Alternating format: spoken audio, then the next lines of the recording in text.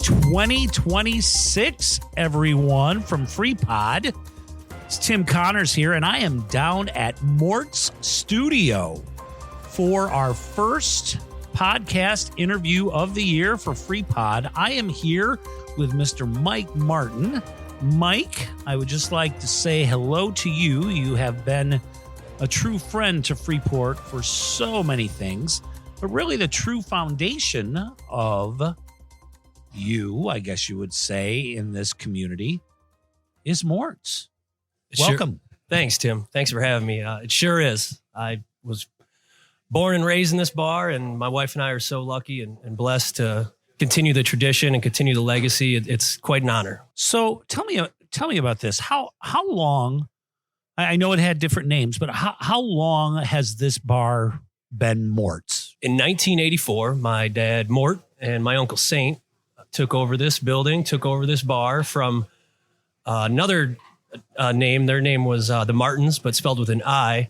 But in 84, it changed from the Highlander Lounge to Mort and Saints, which still has name recognition throughout, honestly, not just the city, but throughout the country. So many people have come and gone, and they always remember Mort and Saints. So in 1984, they partnered up and started what is now Mort's. And my dad bought out my uncle Saint in 1990. And there it is. Just change it to Mort's. He was the head honcho. He was the man behind the bar.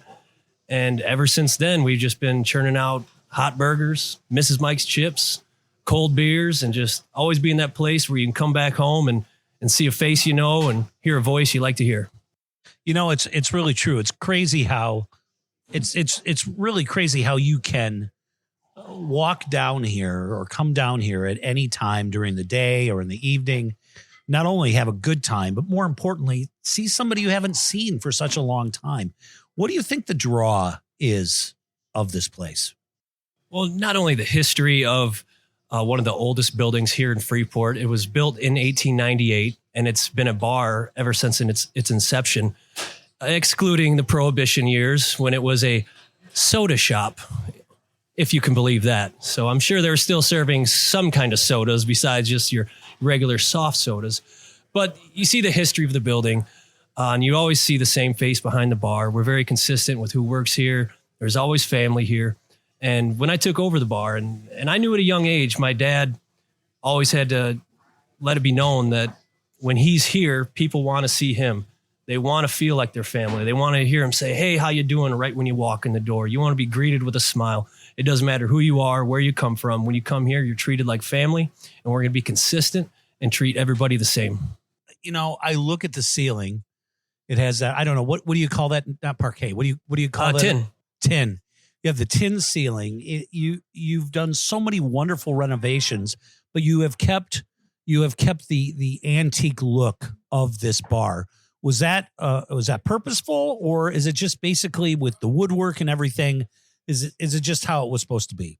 It's how it was supposed to be. Like I said, I grew up in this bar with my dad running the joint. I proposed to my wife Kaylee in this bar, and he built such a namesake. You can't just come in and change up everything. You can't shake up the whole thing because it's not just mine. It's so many people throughout the community and the city, and that they come down here, they want to feel the same way. They want to feel that warmth. They want to feel like they're coming back home. And the funny thing was when my wife and I took over, it was actually 10 years ago, just this past year. So my wife and I moved back from Chicago. I was working in PR and marketing. My wife was working out at Highland Community College. We moved back from the city because we always knew we wanted to get back to where our roots are. This is where we wanted to raise a family. This is where we wanted to make an impact. And so we moved back, and my sister Jilly was working in the kitchen. She was running the show. My dad was still running the show, but without my sister Jill making the kitchen come alive and trying new things and keeping him sane, it would not have been running as smoothly. But tragically, July 31st of 2015, she suddenly passed away. And my dad was a complete mess, as you can imagine. But we had, that's life. You roll with the punches. A funny thing is for her funeral and the visitation, we basically shut down Galena Street up at Burt Tubbs because there were so many cars. And it was kind of neat to see all the beer distributors and the booze distributors. We had semis lined up on Galena, and they would all stopped because they couldn't park in the parking lot, and basically took over Galena Street so they could all come in and wait in line for an hour just to pay their respects to Jill and my dad. And then, so I'm sitting there talking to my wife. I'm seeing my dad kind of trying to go through everything, because now he has to do 2 jobs essentially. And I asked my wife, I said, if I go down and talk to him, and he could take care of us, and, I'll work full time, and if I can get paid a good enough wage, do you think it'd be all right if I switched careers, got out of my desk job, and helped out Dad? And Kaylee said, yeah, I think that's the right thing to do. And then it was my birthday, October 16th, the same year, about 3 months later. I'm getting out of a meeting over at M45 marketing with Joe Vasky, and I get a call that my dad's in the ER. He had 3 brain aneurysms. Oh my. And so he went into a coma. And so that was like, all right, happy birthday. That's all right. We handled Jill's passing, with pressure comes privilege. You got to take advantage of the situation that's in front of you. So my brothers and I got together that following, like a week later on a Sunday. And actually before that, I told Kaylee, I said, what we have to do, right? And she said, and she looked at me, 7 months pregnant with our first child on the way. And she says, we got to take over the bar, don't we? And I said, yep. And she looked at me and said, yep. So that following Sunday, I called my brothers, Ben and Jay. Jay's a great plumber here in Freeport. He doesn't have the ability to take that chance. My brother, Ben, is an actor. He was just starting a residency in Kansas City at their Broadway stage. It's not New York Broadway, but a very big theater. He's going to be out there for 6 weeks doing theater. So we sat down, we all poured up a mug of beer, and J-Bo looked at us and said, what the hell are we going to do with this place? And I took a nice drink and I put my beer down and said, Kaylee and I are taking it over. And they looked at me astonishedly, and they was like, what? And I said, I already put in my 2 weeks. And they was like, really? I said, yep. So we just went from there. I came in, I just started cleaning up everything, finding what I can do to make it better, more efficient. Because like I said, growing up here, I knew how the bar was ran. I worked at Canovas. I know how restaurants were ran. And I worked in marketing. I know how to push a product, or at least I like to think I know how to. I don't want to use some of those practices. So that got to, just cleaning things up.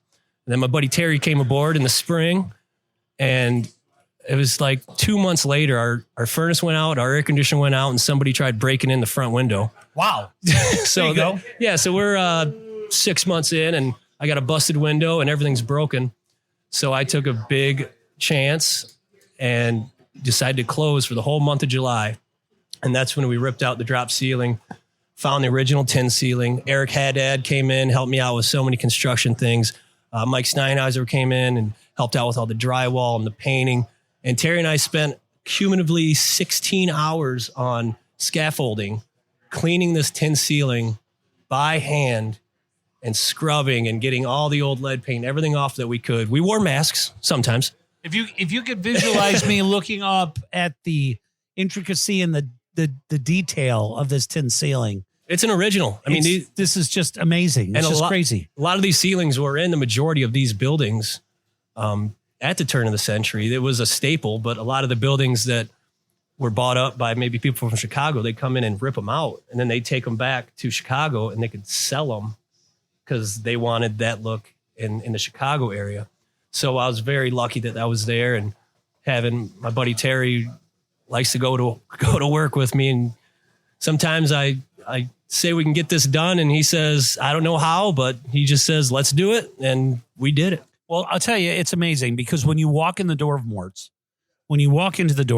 you sit here or you see this, all the great pictures and the bar and the tradition, but you don't know the story. And you just basically told this amazing story that has highs and has amazing lows and so on. And you bring the story to light of how solid. Speaking of story, Tim, I got to bring this guy in really quick. Yeah. Come here, Stevie. Just come say hi, Mr. Kuhlemeyer. How are you, Mike? I'm doing good, buddy. Good. Thanks for coming down. And who's that? That's Mr. Steve Kuhlemeyer. When I started cooking at 13 years old, he was probably the first person I made a burger for. Him and his old buddy Tom, they come down every Saturday, sit at the back bar, give my dad so much crap. And then he'd ask my dad, Mort, you cut me off. My dad would always say, you're not cut off till you run out of money.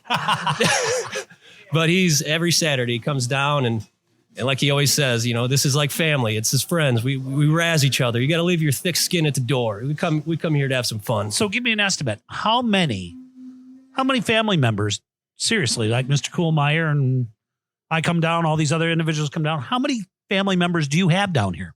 Oh, too many to count, Tim. It never ends. And they always come down and see me. And that's another thing, as much as I like to say the Martens being behind the bar, or the same bartenders and the same people you see, like it's the same customers that make it feel like home as well.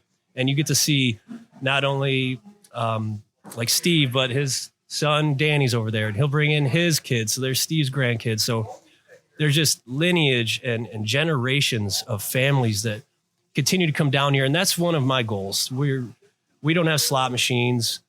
We don't have dollar beer nights. We close early. This is a family bar, and I want to keep it that way. You might come down here and see my kids bellied up to the bar. We don't have a babysitter. Eileen and Fitz, they say, well, let's go to the bar with Dad. And they'll just come hang out, read their books. And that's just the way I like to do it. I like to keep it all family centric. So you do so many other wonderful things around this community. What are some other things? I know Winneshiek Playhouse and some other. What are some other things that you work on around this community? Well, I put a lot of work into the Chamber of Commerce and the Greater Freeport Partnership. I was there when that first started, and that was a fun learning process for me, learning the ins and outs of the city and how nonprofits can work with businesses to help grow the community, whether it's economically or tourism and business development. And then I also was on the Highland Community College Foundation Board for 2 years, and that was another great experience. Got to have my say in helping kids get scholarships, helping programs get money to expand, especially with their ag program out there and their welding program. It's fun to see the success out of that. I've recently joined the Winneshiek Theater, the Winneshiek Players Board, and that's been such a joy of mine because growing up, I was the Nutcracker at Empire School. I was in productions with you, and that's where I really learned how much I love theater, having you as a coach. Went on Still one of Becky Connor's favorite roles was you in Working. She loved your character in Working. I was so happy to get that role. You let me do my own choreography for that. Yes, I did. I was so jacked up about that. I got to go up and put on my blue suede shoes and let it loose. And then obviously I went to Highland after that, got into theater, but also I was really into sports when I was young, played football for Cal Cummins, played baseball for Coach Tommy C. So I've always sponsored a Little League team. And lucky enough, my son and daughter both got into baseball and softball. So every summer and spring, I'm out there coaching 2 teams, sponsoring the teams, just doing everything I can taking every opportunity I can to help the community. And if my kids can be involved, that's great. And I think, but right now, going back to Winneshiek, that has been, besides coaching my son and daughter, getting back involved in the community, helping with the latest program, the best Christmas pageant ever. Which was an incredible success. Yes, nice it was. Job, guys. Sold out. First time 3 shows sold out at Winneshiek in the past decade. Nice job on that. And that's Kate Stone Cross does a great job directing up there. And she allowed me to come in and help out as much as I could. And it's something unique about really seeing these little kids and young adults. You know, I always talk when I look at my kids, yeah, they're kids. I want them to be kids.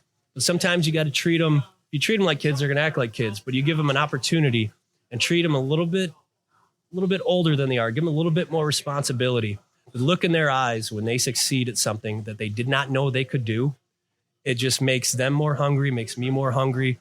And overall, just the happiness and the glowing, the aura of the experience just shines through. 2 words on that one. Amen, brother. Amen. I think you know all about that, Tim. I know a little bit about it, but still, you're the best at that. And we're gonna finish off. Speaking of the best in that, Mort's did something that I'll tell you. When you contacted me to be a part of this, of course, anything you want me to be a part of, I'm going to be a part of. But I was just like, wow, Michael, how are we going to do this thing? And it was Mort's Dinner Theater. And Mike, it was some of the most fun that I have ever had. And I want you to really let people know what this Mort's Dinner Theater was all about. And for the hundreds of individuals that said to me, oh, I would have loved to have gone see it, but there weren't any tickets left. Da, da, da, da, da. Well, get down here and get your tickets. Tell us about Mort's Dinner Theater, Mike. Well, it was an idea that I concocted a few years ago. I've always loved the show Cheers, obviously growing up in a bar and, being a 90s kid, those sitcoms were just always on at home. I loved it. And being into theater and script writing, I just had this crazy idea of taking some anecdotes from Cheers, different episodes, and flipping the script so it's based around Morts and the characters that are Morts. And everybody knows your own local tavern always has characters. There's always guys coming in with the stories, always a guy coming in making a bet, always a guy playing the games, telling the jokes. The story never dies. The night never dies until the tab is paid. And so I started working on this script, and it included all the old regulars like Iron Mike Reichert, Denny White, we call him Buffalo. Obviously my dad, Mort, my mom, Sherilyn, Dr. Jonathan Webb from HCC Fine Arts. And so I wrote this script, and, it's 3 acts. And once I got the script kind of the way I wanted it, it was about the same time that I joined the Winishek board. And I thought, this is the great catalyst I need to really make this thing move. Because I could go and try to get this production started, but without having that partnership to really relay, like, hey, it's not just about me trying to make a profit here or stroke my ego with this idea that I think is great. How can I use my abilities to help something else in our community? And right when I saw that, I said, bingo, this is it. And that's when I started reaching out to you, my brother Ben, Adam Otterow, Jim Yeager, got to meet Geffy, who just moved here from Wisconsin, and then the Rockford area. She's an amazing actress. And Angel Dotson, Corbin Webb, John's son, and everyone thought, yeah, and just like you did, yeah, this is be a cool idea, but how the heck are we going to do this? I knew it was for Winishek, so I thought, and I said to you like the first practice, I said, yeah, this will be great doing it down at Winishek. And you were like, we're not doing it at Winishek, Tim. Where did we do it, Mike? We did it right here at Mort. So just like, and you were here, Tim, but anyone listening, just imagine being an extra on the set of Cheers. You come sit at the bar, you sit right next to where the action's happening. Brother Ben played Mort. He's walking up and down the bar. Corbin played Booty. One of the tables was part of the set. And so it was all immersive. So we had 30 people in here, 2 nights in a row, sold out show, 60 tickets over 2 nights, sold out in 6 hours. Yep. Sold out in 6 hours. And before that, though, I got to get my cooking on. I love to cook. I know my wife loves that, but she likes to cook too. But we did a 5-course dinner, and we charged $100 a ticket, and we were able to raise $2,000 for the Winishek Theater. And for nonprofit, when you're dealing with just donors and volunteerism, to be able to give back that much money to help the children's theater, to help any production just have that little extra cushion, goes a long way. And it's recognition for Morts too. I want to keep that namesake that not only do we innovate here, we're family here, but we always look to give back. And that's something I learned from my father, something I learned from my mother. She was a director of Head Start for nearly 3 decades. And I remember helping build the playground set at the King Center when it was built. I remember volunteering, doing the King Center nights for Head Start. And my dad always making sure the baseball team was fed. And it's just those little things. You can't do everything. You can't change the world. There's nothing that you can do in one full swoop that can just change everything. But little things along the way, giving anything you can over time, it starts to make a difference, not only with yourself and your friends and your family, but it can be infectious, and hopefully other people see that and other people want to do whatever they can when they can do it. And that's just a goal of mine. Any chance I get, any opportunity I get, I'm going to take it. Yes, you do, Michael Marten, and you do make a difference. And we are not only proud of you, we love Morts, we love everything that you do, and thank you for being a part of this community. This has been Freepod. Tim Connors here.